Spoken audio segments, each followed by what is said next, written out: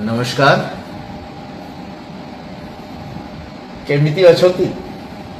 भल अछि गो ଭଲ ଅଛି भल अछि ହଁ ଭଲ ଅଛି भल अछि आपण माने समस्त जानि छथि आको आ विषय कहबा किछि दरकार नहीं ये आज मु आकु 12 वर्ष पर देखा हो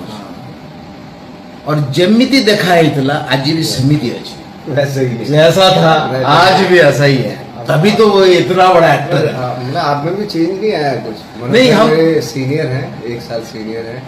ये जैसे मैंने उनको इतने साल पहले देखे आज भी वैसे ही जिस तरीके से वो मुझे 10 साल पहले मिलता था आज भी वैसे ही मिला और सबसे इम्पोर्टेंट बात यह है जो आदमी अच्छा होता है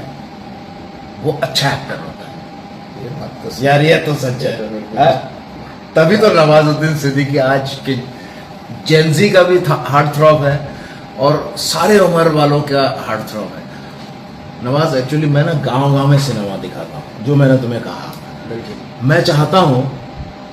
एक गांव में तुम भी आओ उड़ीसा में मैं बिल्कुल आऊंगा जब भी आप बोलोगे मैं हाजिर हो जाऊंगा पक्का? बिल्कुल और ये तो अच्छे कॉज के लिए है ये तो बहुत ज़रूरी है आज के समय में